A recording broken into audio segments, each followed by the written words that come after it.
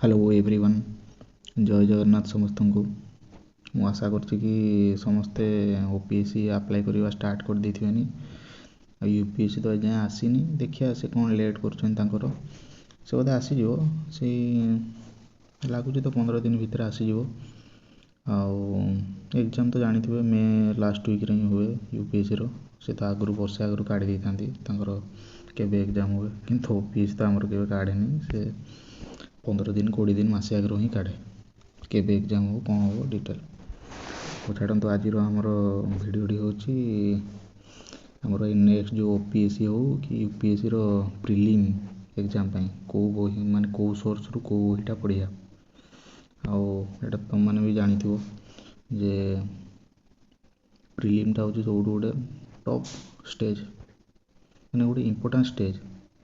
बहुत कष्ट हुए, बहुत पिला प्रिलिम क्लियर कर पारती कारण पाखे एमती प्रॉपर स्ट्राटेजी भी न थाए। गोटे भल स्ट्राटेजी आ ठीक जगार सोर्स बढ़िले जाकि ही प्रिलिमटा क्लियर हो।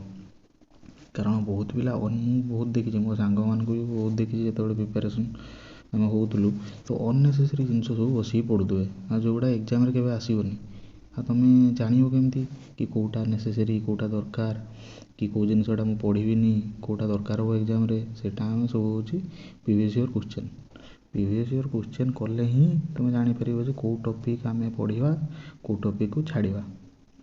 आउ स्टैंडर्ड बुक तो फॉलो करने को ही पड़ो, ता बिना आउ किसी अस्त्र ही नहीं। आउ स्टार्ट करिया। आमर पॉलिटी तो जानी थे एम लक्ष्मीकांत आउ प्रीवियस ईयर क्वेश्चन ताड़ू तो बेस्ट किसी ना बोधे यार आउ किसी बेस्ट माने आउ कौट पढ़ा ही दरकार ना। M Laxmikanth previous year question गले ओपीएससी रो लास्ट 5 वर्ष क्वेश्चन देखिए आ यूपीएससी तो सही एम लक्ष्मीकांत भी आसे आउ कौटी ही आसेनी। तेणु गोटे सोर्स और प्रीवियस ईयर क्वेश्चन आउ किसी मु भावुँ आउ किसी दरकार ही ना। सेमती हिस्ट्रीटा गोटे बहुत कन्फ्यूजिंग, बहुत पिला कन्फ्यूज हो जाती।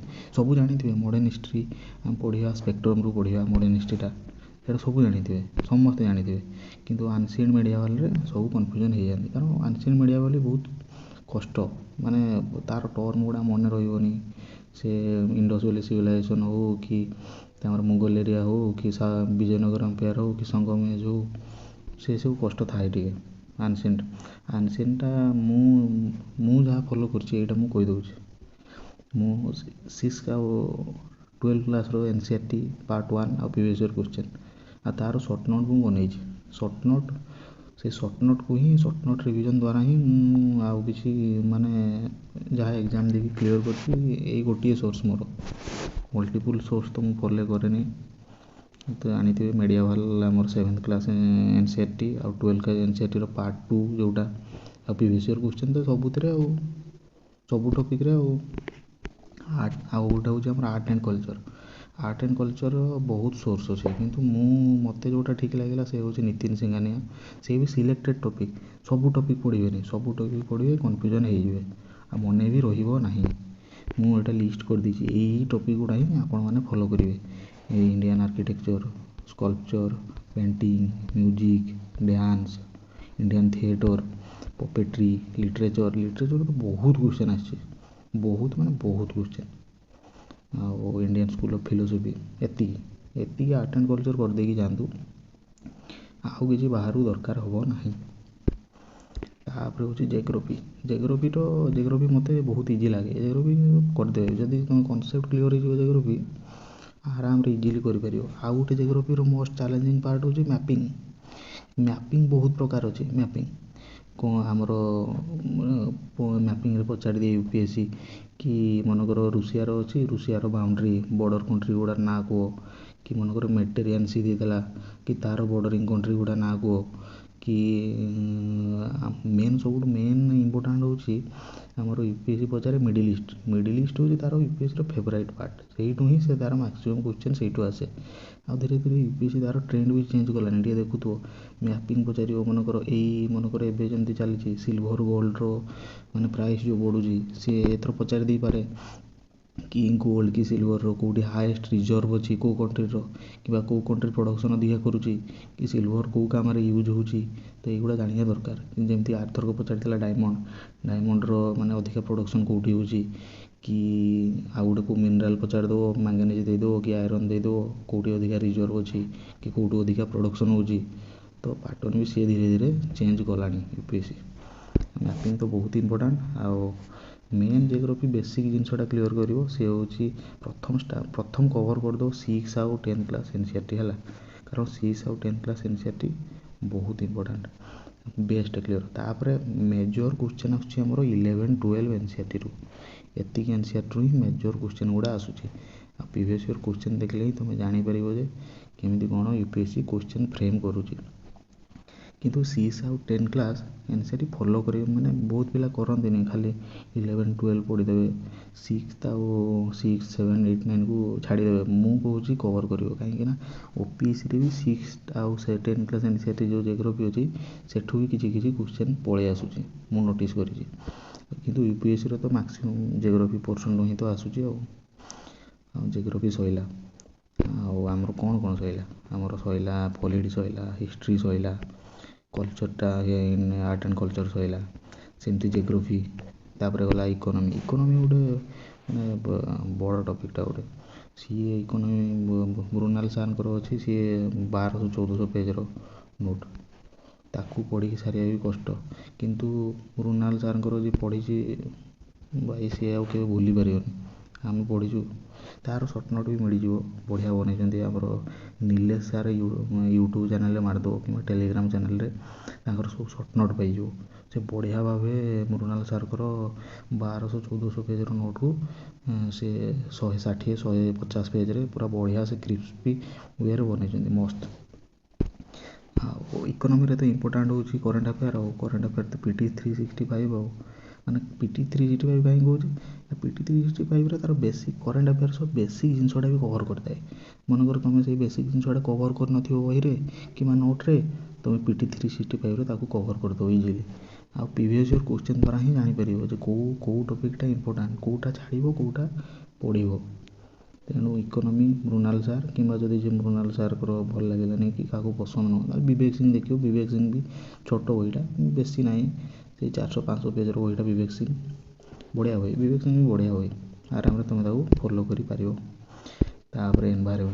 एनवायरनमेंट तो एनवायरनमेंट गोटे ट्रेंड चेंज है से खाली करेन्ट अफेयर क्वेश्चन बेसी पचारूँ माने यूपीएससी से खाली करेन्ट अफेयर माने आउ स्टाटिक आगु पचार करेन्ट अफेयर क्वेश्चन पचारूँ ओपीएससी कौन कर यूपीएससी सब प्रीवियस ईयर क्वेश्चन गुड़ा एनवायरनमेंट सीधा कॉपी पेस्ट कर दूसरी क्वेश्चन गुड़ा तो तेणु तुम प्रीवियस ईयर क्वेश्चन निहाती देखी छाड़ी के जीवन previous year question current affair तार पीटी 365 देखिए एमती नुहे पीटी 365 रू ही सब क्वेश्चन आसो किंतु न्यूज पेपर तो पढ़िया भल किंतु गोटे मेजर कवरेज हिसाब से पीटी 365 भल आ स्टाटिकटा भी कवर कर दी जाइए शंकर राय बढ़िया बही शंकर राय से भी तार सिलेक्टेड चैप्टर अच्छी आउ तुम मानक जदि दरकार हो तुम मैंने कमेंट सेक्शन में लिखिकी जनाओ जे मु प्रति जमी सब्जेक्ट अच्छी जियोग्राफी एनवायरनमेंट पॉलिटी हिस्ट्री तार इंडिविजुअल गोटे वीडियो करिए पॉलिटी गोटे इंडिविजुअल वीडियो केमी पढ़ कौ सब्जेक्ट गुड़ा इंपोर्टाट प्रीवियस ईयर क्वेश्चन केमी कर सर्ट नोटा केमी बनइब कारण सर्ट नोट हूँ सब इंपोर्टाट आ तुम खाली बही पढ़ सर्ट नोट कर लास्ट मोमेंट एग्जाम लास्ट मसे 2 मास तुम सर्ट नोट्रे ही रिविजन कर 7-8 थर रिविजन करदे तुम मुखस्त हो पूरा आ तुम जब बही को ही खाली फॉलो कर लास्ट मोमेंट हैरान हो रिविजनटा तुम पूरा कन्फ्यूजन पलैब तेणु सर्ट नोटा निहाती दरकार आउ साइंस तापर रहा साइंस एंड टेक हूँ साइंस एंड टेक रू यूपीएससी कौन हो करेन्ट अफेयर पूरा करेन्ट अफेयर बेस्ट माने स्टाटिक आउ से पचार ना पूरा करेन्ट अफेयर बेस्ट तो मु तो फॉलो करी विजन 365 कारण सी बेसिक भी दे था मनकर करेन्ट अफेयर भी देदेला तार बेसिक कौन कौन दरकार ताकू भी देदेला तो गोटे माने ओवरऑल कवर करता है माने ता माने नुहे खाली पीटी 365 रू ही क्वेश्चन आसो सेटा किसी ना पीटी 365 रू देखा गले हार्डली 6-7टा क्वेश्चन आसे इयरली ଗୋଟେ ଓଭରାଲ୍ କଭର୍ କରିଥିବ ମାଇଣ୍ଡକୁ, ଗୋଟେ ଭଲ ଲାଗିବ, ଗୋଟେ ହଁ ପଢ଼ିକି ଯାଇଛି। ଆଉ ତୁମେ ଯଦି କିଛି ଦେଖିନଥିବ ଆଉ ଏକ୍ଜାମ୍ ଯାଇଥିବ କହିବ ମୁଁ ତ କିଛି ପଢ଼ିନି, ଖୋଲା ମାଇଣ୍ଡରେ ଆସିଛି, କ'ଣ ସେ ଗୋଟେ ମୋରାଲ୍ ଡାଉନ୍ ହେଇଯିବ। ଆଉ ତାର ବି ପ୍ରିଭିୟସ୍ ଇୟର୍ କ୍ୱେଶ୍ଚନ୍ ଦେଖିଥିବ, ତାର ପ୍ରିଭିୟସ୍ ଇୟର୍ କ୍ୱେଶ୍ଚନ୍ ବହୁତ ଇମ୍ପୋର୍ଟାଣ୍ଟ, କିନ୍ତୁ PT365 ଫଲୋ କରିଦେଇଥିବ। କରେଣ୍ଟ ଆଫେୟାର୍ ଏଇ ତ ଦେଖିଲ PT365, ସବୁଠି ତ କହୁଛି PT365 ଦେଖିଦେବ ଆଉ ଭିଜନ୍ ଆଇଏସ୍ର। ନହେଲେ ଏବେ ତ ମୋଦି ଜେନ୍ ସାର୍ ଅଛନ୍ତି, ବଢ଼ିଆ ପଢ଼ାନ୍ତି। ସେଠି ଯେଉଁ ପଢ଼ିଥିବେ ସାରଥି ଆଇଏସ୍, ଯିଏ ଜାଣିଥିବ ନିହାତି ସାରଥି ଆଇଏସ୍ରେ ଥିଲେ, ଏବେ ତ ନାହାନ୍ତି ମୋଦି ଜେନ୍ ସାର୍, ସାରଥି ଆଇଏସ୍ ଛାଡ଼ି ଦେଇଛନ୍ତି। କିନ୍ତୁ ସେ ଇଣ୍ଡିଭିଜୁଆଲ୍ ଏବେ ପଢ଼େଇବେ ବୋଧେ, କ'ଣ କରିବେ ସେଇଟା ମୁଁ ଜାଣିନି। କିନ୍ତୁ ତାଙ୍କର ଯେଉଁ କରେଣ୍ଟ ଆଫେୟାର୍, ମୁଁ ଯେଉଁ ପ୍ରିଭିୟସ୍ ଇୟର୍ର ଦେଖୁଥିଲି 2025ର, ତାଙ୍କର ବହୁତ ବାଜିଥିଲା। ସେ ଯେଉଁ କରେଣ୍ଟ ଆଫେୟାର୍ ଗୋଟେ ବନାନ୍ତି କୋର୍ସ ଗୋଟେ, ତାଙ୍କ ଯେଉଁ ସିଲେକ୍ଟେଡ଼୍ ଦେଇଥାନ୍ତି, ବହୁତ କ୍ୱେଶ୍ଚନ୍ ବାଜିଥିଲା, ପାଖାପାଖି 20ଟା ପାଖାପାଖି କ୍ୱେଶ୍ଚନ୍ ବାଜିଥିଲା। 20ଟା ଗୋଟେ ଛୋଟ ମାର୍ଜିନ୍ ନୁହଁ, ବହୁତ ବଡ଼ ମାର୍ଜିନ୍ UPSC ଭଳିଆ ଏକ୍ଜାମ୍ର। କାରଣ ଏ UPSC ଭଳିଆ ଏକ୍ଜାମ୍ରେ ତୁମର ଗୋଟେ କ୍ୱେଶ୍ଚନ୍ ବହୁତ ମ୍ୟାଟର୍ କରେ। UPSC ହଉ OPSC ହଉ, UPSCରେ ଦେଖିବ ପ୍ରାୟ କଟ୍ ଅଫ୍ ସେ 90 ରେଞ୍ଜ, 90-95 ରେଞ୍ଜରେ ଯିବ। ଆଉ OPSCରେ ତ ଯାଉଥିଲା, କମ୍ ଯାଉଥିଲା। ଏବେ ତ ସିଟ୍ କମିଗଲାଣି, ସିଟ୍ କମିଯାଉଛି, କଟ୍ ଅଫ୍ ବଢ଼ିଯାଉଛି, ପିଲାଙ୍କର ପ୍ରିପାରେସନ୍ ବଢ଼ିଯାଉଛି ନା, ତ କଟ୍ ଅଫ୍ଟା ବଢ଼ିଯାଉଛି। ତେଣୁ ତୁମକୁ ପ୍ରପର୍ ଷ୍ଟ୍ରାଟେଜିରେ ଯଦି ଫଲୋ ନ କରିବ, ତାହେଲେ ତୁମେ ହଇରାଣ ହେଇଯିବ, ପୁରା ହଇରାଣ ହେଇଯିବ। ଲାଷ୍ଟ ମୋମେଣ୍ଟରେ ପୁରା ପ୍ରିଲିମ୍କୁ ଖରାପ କରିଦେଇକି ପଳେଇ ଆସିବ। ପୁରା ଗୋଟେ ପ୍ରିଲିମ୍ ଖରାପ ହେଲା ମାନେ ଜାଣିଥାଅ ଗୋଟେ ଇୟର୍ ପୁରା ନଷ୍ଟ। ମାନେ ତୁମକୁ ନଷ୍ଟ ହେଲା ଭଳିଆ ଲାଗିବ ଗୋଟେ ଇୟର୍, ମାନେ ଲାଗିବ କିଛି କରିନି, ମୁଁ ବସିଛି। ତେଣୁ ପ୍ରିଲିମ୍ ଗୋଟେ ହେଉଛି ଇମ୍ପୋର୍ଟାଣ୍ଟ ଫେଜ୍। ପ୍ରିଲିମ୍ଟା ତୁମେ ଯଦି କ୍ଲିୟର୍ କରିଦେବ, ତାପରେ ମେନ୍ସରେ ଆରାମରେ ଗୋଟେ ବସିକି ଆରାମରେ ମାଇଣ୍ଡଟା ପିସ୍ଫୁଲି ଲେଖିପାରିବ। ଆଉ ଏଇସବୁର ପ୍ରିଲିମ୍ କ୍ଲିୟର୍ କରିବାର ଗୋଟେ ଷ୍ଟ୍ରାଟେଜି କ'ଣ ଜାଣିଛ? ଗୋଟେ ହିଁ ଷ୍ଟ୍ରାଟେଜି ଏଇଟା, limit your source, maximise your score. ୟା ଛଡ଼ା ଆଉ କିଛି ନାହିଁ। ଯେତେ ତୁମେ ସୋର୍ସକୁ ଲିମିଟ୍ କଲ, ଆଉ ସେଇଟାକୁ ବାରମ୍ବାର ପଢ଼ିବ, 5 ଥର, 10 ଥର, 8 ଥର, 12 ଥର, ଆଉ କ'ଣ ରହିବ? 12 ଥର ପଢ଼ିଲା ବେଳକୁ ଆଉ କ'ଣ ଥିବ? ସେ କାଗଜ ବି ଛିଡ଼ି ଯାଇଥିବ, ଆଉ ତୁମ ମୁହଁରେ ବି ମୁଖସ୍ଥ ହେଇଯାଇଥିବ। ଆଉ ସେମିତି ନୁହଁ ଯେ 100ଟାରୁ 100ଟା କ୍ୱେଶ୍ଚନ୍ ଯାକ ତୁମେ ଠିକ୍ କରିଦେଇ ପଳେଇ ଆସିବ ଏତିକି ପଢ଼ିଦେଲେ। ନା, ଏତିକି ତୁମ ଷ୍ଟାଟିକ୍, ମାନେ ଦେଖ ପ୍ରିଲିମ୍ କ୍ଲିୟର୍ କରିବା ପାଇଁ ଷ୍ଟାଟିକ୍ଟା ହେଉଛି ବେଶୀ ଇମ୍ପୋର୍ଟାଣ୍ଟ। ଷ୍ଟାଟିକ୍ ଆଉ ପ୍ରିଭିୟସ୍ ଇୟର୍ କ୍ୱେଶ୍ଚନ୍। ବହୁତ ପିଲା କ'ଣ କରନ୍ତି, ଖାଲି କରେଣ୍ଟ ଆଫେୟାର୍ ପଢ଼ିବେ ବସିକି। ଭାଇ କରେଣ୍ଟ ଆଫେୟାର୍ରେ ତୁମକୁ ଯେଉଁ କ୍ୱେଶ୍ଚନ୍ ଆସିବ କିଛି ମାନେ ଏଇ ଯେଉଁ PT365 ହଉ କି ଯାହା ବି ମ୍ୟାଗାଜିନ୍ ଅଛି, UPSCର ଯାହା ବି ମ୍ୟାଗାଜିନ୍ ଅଛି, ଭାଇ କ୍ୱେଶ୍ଚନ୍ ଟୋଟାଲ୍ ବାଜିବନି। ତୁମେ ହାର୍ଡ଼ଲି 2-4ଟା କ୍ୱେଶ୍ଚନ୍ ବାଜିଥିବ। ତୁମେ ଏତେ 1200-1400 ପେଜ୍ର କରେଣ୍ଟ ଆଫେୟାର୍ ପଢ଼ିଥିବ, ମାତ୍ର 2-4ଟା କ୍ୱେଶ୍ଚନ୍ ଟୋଟାଲ୍ ସେ ଏକ୍ଜାମ୍ ହଲ୍ରେ ମନେ ବି ପଡ଼ିବନି ସେ 2-4ଟା କ୍ୱେଶ୍ଚନ୍। ଆଉ ତୁମକୁ କିଏ ହେଲ୍ପ କରିବ? ଏଇ ଷ୍ଟାଟିକ୍, ଏଇ ପଲିଟି, ହିଷ୍ଟ୍ରି, ଜିଓଗ୍ରାଫି, ଇକୋନୋମି, ଏଇ ଷ୍ଟାଟିକ୍ ଗୁଡ଼ା ହିଁ ହେଲ୍ପ କରିବ। ଏଇ ଇଣ୍ଡିଭିଜୁଆଲ୍, ଏଇ ଜିଓଗ୍ରାଫି, ଇକୋନୋମି, ତାପରେ ଗଲା ଆମର ହିଷ୍ଟ୍ରି, ପଲିଟି, ଏଇ 4ଟା ସବଜେକ୍ଟ ହେଉଛି ଷ୍ଟାଟିକ୍ର ମେନ୍। ଏଇଠୁ ତୁମେ 30ରୁ 35ଟା କ୍ୱେଶ୍ଚନ୍ ଯଦି ଠିକ୍ କରିଦେଲ, ତୁମର 70 ମାର୍କ ପଳେଇଗଲା ପ୍ରିଲିମ୍ରେ।